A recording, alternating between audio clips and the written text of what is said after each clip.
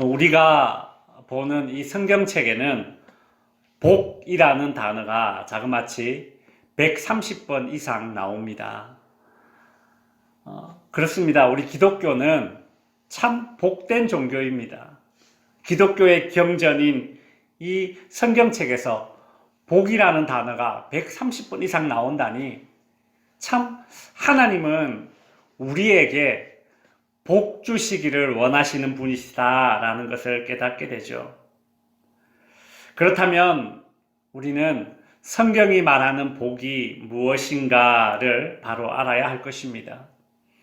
우리는 창세기를 통해서 알게 된 사실이 있었는데 하나님께서 인간을 창조하시고 제일 먼저 하신 일이 무엇이다? 복을 주셨다라는 것입니다. 하나님께 지음받은 인간이 인간답게 살도록 하기 위해서 하나님은 우리에게 복을 주셨습니다. 하나님께서 복을 주신 이유가 무엇이라고요? 인간답게 살도록 하기 위해서 하나님께서 복을 주셨습니다. 하나님께서 우리에게 주시는 복이라고 해서 그것이 어떤 영적인 그런 복, 어떤 영적으로 잘 되는 복만 해당되는 것이 아니다라고 말씀드렸습니다. 성경이 말하는 복은 첫 번째로 번영하고 창대해지는 것입니다. 하나님께서 주시는 복은 물리적으로, 현세적으로 이 땅에서도 잘 되는 것이 다 포함되어져 있습니다. 성경이 말하는 복 두 번째가 무엇이었습니까? 행복이었습니다. 행복. 그래서 하나님께서 주시는 복을 받은 사람은 행복해야 합니다. 세상에서 열심히 일하고 번영하고 기업이 창대케 되었는데 그 결과 행복한 가족 관계가 깨어지거나 내 자식들이 서로 치고받고 싸운다면 그것은 하나님께서 주시는 복을 누리는 것이 아닙니다. 하나님께서 주시는 복은 무엇이라고요? 행복이라고요. 신명기 10장 13절에 보시면 내가 오늘날 네 행복을 위하여 네게 명하는 여호와의 명령과 규례를 지킬 것이 아니냐. 하나님께서는 우리가 행복해지기를 원한다면 어떻게 해라? 하나님의 말씀대로 살 것을 요구하고 계십니다. 하나님의 말씀대로 살아갈 때에 우리와 하나님과의 관계가 어떻게 됩니까? 화목해지죠. 또한 하나님의 말씀대로 우리가 이웃을 사랑하게 될 때에 이웃과의 관계, 사람들과의 관계가 화목해져서 우리는 행복을 누릴 수 있게 되는 것입니다. 그런데 이 행복이라는 단어, 이 단어가 히브리어로 토브라는 그런 단어를 쓰는데 이 토브라는 단어는 행복, 복이라는 말로 그렇게 번역할 수 있고 또 다른 뜻이 있는데 그것은 무엇인가 하면 좋다, 그렇게도 번역할 수 있습니다. 좋다, 좋음, 이런 것이죠. 여러분 창세기 1장에 보면 하나님께서 천지를 창조하시면서 하나님께서 보시기에 좋았더라라는 말을 6번이나 반복하십니다. 그리고 인간을 창조하시고 나서는 보시기에 심히 좋았더라 그리 말씀하시죠. 그러니까 하나님은 하나님께서 만드신 것을 보시고 7번이나 반복해서 말씀하셨는데 그 말씀이 무엇이다? 아, 좋다 이겁니다. 좋다, 좋다, 토브, 좋다. 그러니까 종합해보자면 이런 뜻입니다. 이런 말이 됩니다. 행복, 토브가 뭐냐? 행복, 토브가 뭐냐? 행복이 뭐냐? 이렇게 묻는다면 이렇게 대답할 수 있어야 됩니다. 하나님께서 보시기에 좋은 것이 곧 인간에게 행복이다. 하나님께서 보시기에 좋은 것이 곧 인간에게는 행복이다라는 것이죠. 그러니까 저와 여러분의 상태가 하나님께서 보시기에 좋은 상태가 될 때에 그때 우리 인간은 행복을 누릴 수 있다라는 것입니다. 최근 우리나라에 청소년 거식증 문제가 사회적 이슈가 되고 있습니다. 이게 무엇인가 하면 마른 몸 동경하다 거식증, 청소년 건강에 빨간불. 거식증이라는 것은 음식을 거부하는 행동이죠. 거식증 환자들은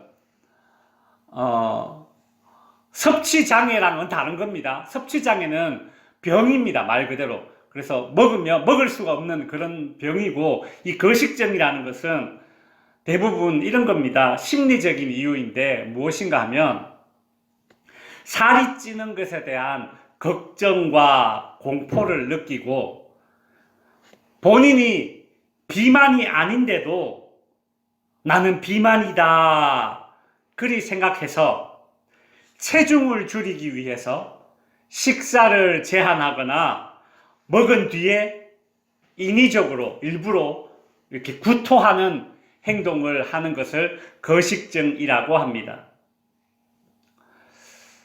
이런 행동들이 요즘 청소년들 사이에, 특히 여학생들 사이에 이것이 이제 마치 유행이 되고 있다는 것이죠.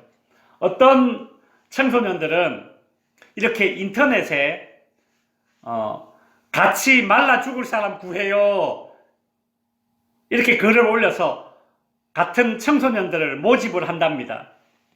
그래서 내가 오늘 무엇을 먹었는지, 어떻게 토했는지, 어떻게 씹고 뱉었는지, 어떻게 변비약과 이뇨제를 먹어서 내가 살을 뺐는지, 뭐 이런 것들을 서로 인터넷에서 나눈다고 합니다.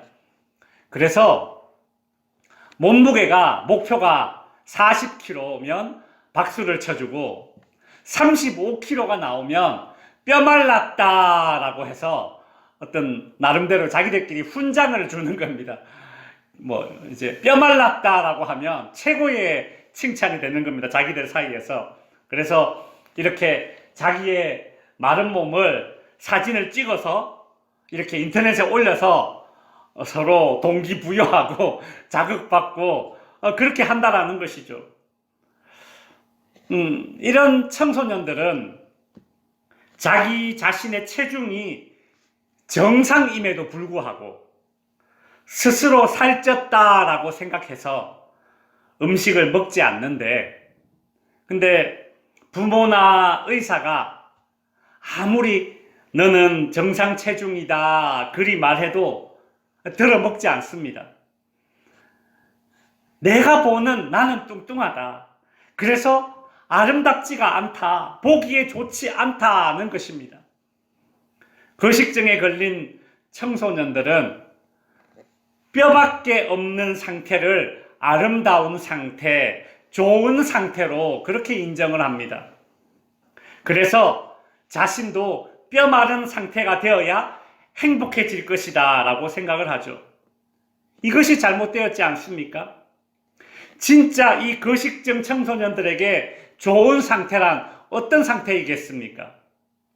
스스로가 생각하는 좋은 상태가 아니라 부모님이나 의사 선생님이 보기에 좋은 상태가 되어야, 그래야 그 청소년들이 진정한 좋은 상태라고 말할 수 있는 것이죠. 마찬가지로 저와 여러분의 상태가 하나님 보시기에 좋은 상태가 될 때에 그때 우리는 행복해지는 줄로 믿습니다. 내가 생각하는 좋은 상태가 나를 행복하게 하는 것이 아니라, 누가 생각하는 좋은 상태? 하나님이 나를 보시기에 내 상태가 좋은 상태가 될 때, 그때 우리 인간은 행복을 느끼게 된다는 것이죠. 이제 성경에서 복을 의미하는 토브라는 단어를 살펴보았고, 이제 또 다른 단어를 하나 살펴보도록 하겠습니다. 오늘 우리가 읽었던 잠언 23장 19절 말씀입니다. 같이 한번 읽어보겠습니다. 시작. 내 아들아, 너는 듣고 지혜를 얻어 네 마음을 바른 길로 인도할지니라. 솔로몬은 하나님의 말씀을 잘 듣고 지혜를 얻어서 네 마음을 바른 길로 인도하라. 그리 가르치고 있습니다. 여기서 이야기하는 이 바른 길이라는 이 단어는 히브리어로 데레크라는 단어를 사용하는데, 이 단어가 이제 복이라는 말로 번역을 할 수도 있다라는 것입니다. 그러니까 이 바른 길이라는 말 대신에 복이라는 말을 넣어서 성경을 읽어도 그게 성경이 읽혀진다라는 겁니다. 한번 볼까요? 내 아들아, 너는 듣고 지혜를 얻어 네 마음을 복으로 인도할지니라. 말이 됩니까? 안 됩니까? 돼요. 그러니까 솔로몬이 보기에 복이란 무엇인가? 바른 길로 가는 것이 솔로몬이 보기에는 그것이 참 복이다. 그리 말하고 싶은 것입니다. 그래서 성경이 말하는 세 번째 복, 우리 같이 한번 읽어볼까요? 시작. 바른 길을 걷는 것. 바른 길을 걷는 것. 정도라고 하죠. 바른 길을 걷는 것이 우리 인간들에게 복이라는 것입니다. 성경이 말하는 복은 그래요. 인간들이 바른 길을 걸어야 그것이 복이라는 것입니다. 솔로몬은 왜 이 흔하게 사용되는 복이라는 단어가 이제 히브리어로 바라크라는 단어가 있는데 그것을 쓰지 않고 오늘 이 본문에서 이 데레크, 정도, 바른 길이라는 단어를 왜 사용했을까? 그 이유는 솔로몬이 생각하기에 정말 그렇습니다. 복은 매사에 정도를 걷는 것이기 때문입니다. 여러분, 어떤 사람이 정도를 걷지 않았는데도 굉장히 창대해지고 그리고 번영하였다면 그것은 결코 하나님이 주신 복이 아닙니다. 정도를 걷지 않는데도 번영하고 창대해질 수 있어요. 그때 그 사람을 보면서 저 사람 하나님이 복 주셨네. 그리 말할 수 없다라는 것이죠. 예를 들어서 고리대금업자라든가 아니면 도박을 해서 큰 수입을 얻었다거나 이런 것을 성경은 복이라고 하지 않습니다. 그냥 일확천금이죠. 그걸 복이라고 하지 않아요. 어떤 분이 중국에서 명품 가방 이 짝퉁을 수입해서 큰 돈을 벌었습니다. 명품 이 로고가 붙어 있는 상태로 수입하지 않고 왜냐하면 이렇게 되면 이게 걸릴 위험이 있거든요. 그래서 이 짝퉁 가방을 완제품으로 만들지 않고 불완전하게 이제 미제품으로 이렇게 만들어서 한국으로 수입을 합니다. 그래서 수입을 해서 빈 이런 컨테이너 이런 데다가 사무실 공장 이렇게 작게 만들어서 그 중국에서 수입한 짝퉁 가방에다가 이제 명품 로고도 붙이고 상표도 부착하고 이렇게 해서 이제 완성품을 만듭니다.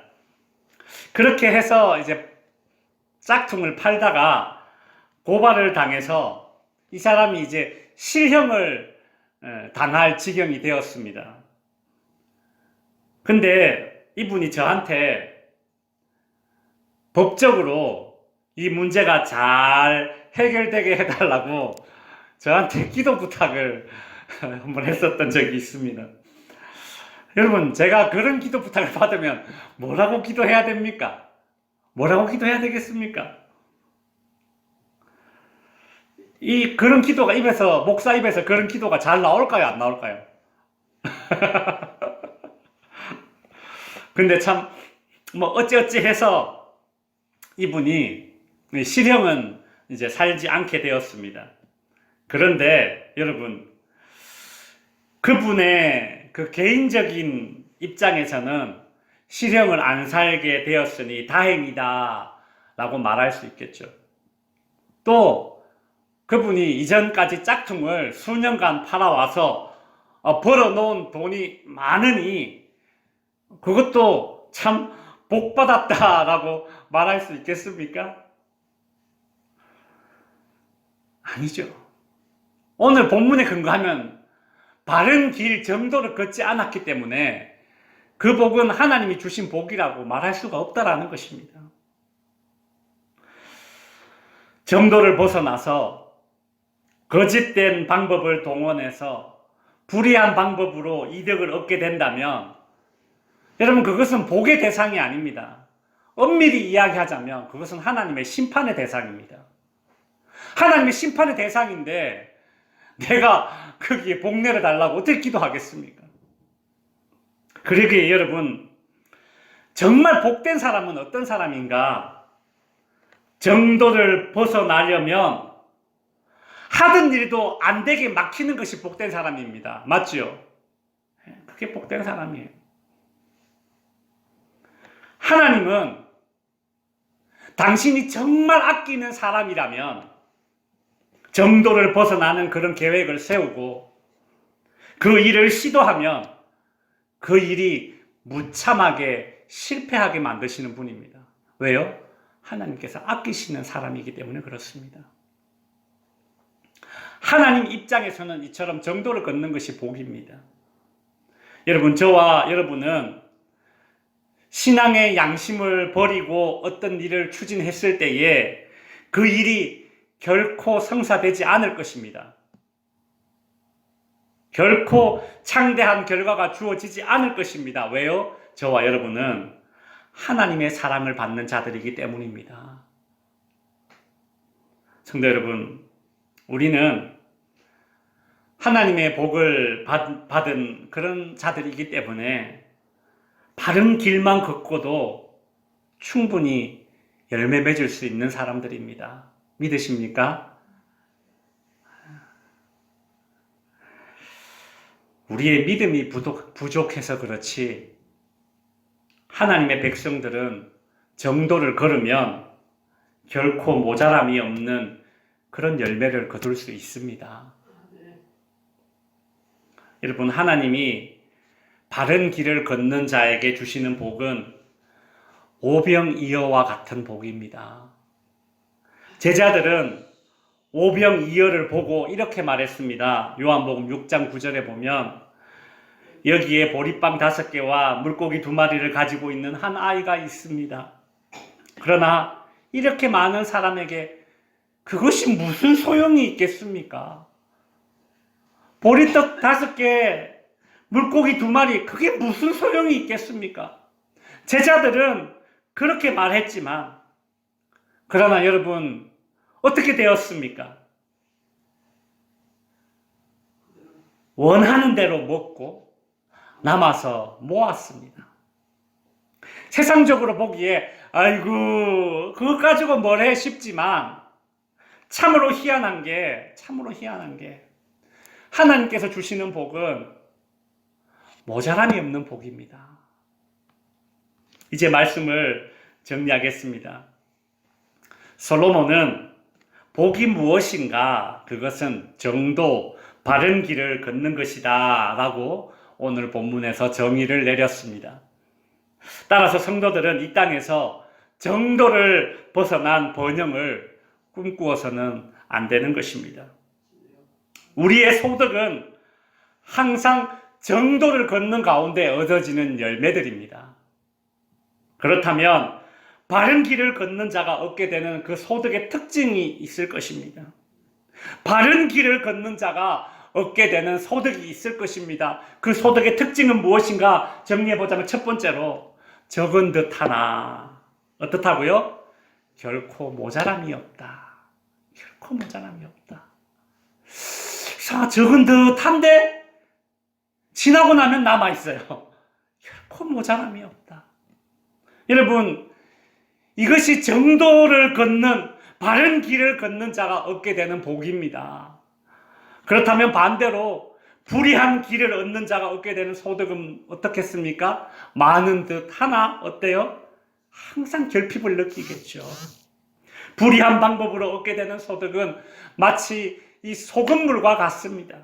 마시면 마실수록 취하면 취할수록 결핍의 갈증을 느끼게 될 뿐이죠. 그래서 하나님은 바른 길을 걷는 자가 얻게 되는 소득을 어떻게 복을 주신다고요? 모자란 듯 하나 어때요? 적은 듯 하나 어때요? 결코 모자람이 없다.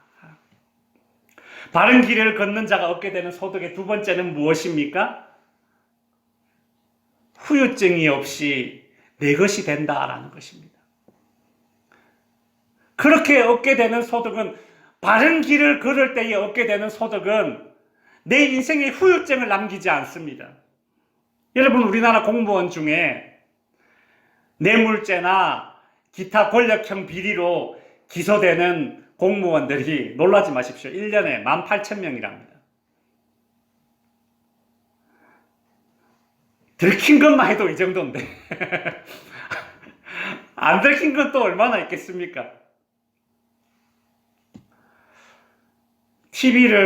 뉴스를 보다 보면 자기 것이 아닌데 자기 것으로 만들려다가 패가 망신하는 정치인들, 고위공직자들, 사업가들 소식이 종종 나오지 않습니까? 그렇죠.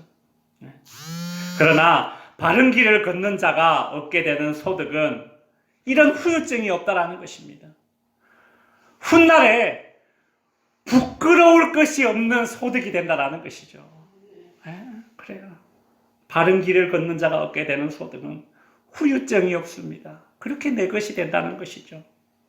성도 여러분, 정도를 걷고 얻게 되는 열매, 정도를 걷고 얻게 되는 소득, 그것을 내 것으로 여기며 살아가는 저와 여러분이 될 수 있기를 바랍니다.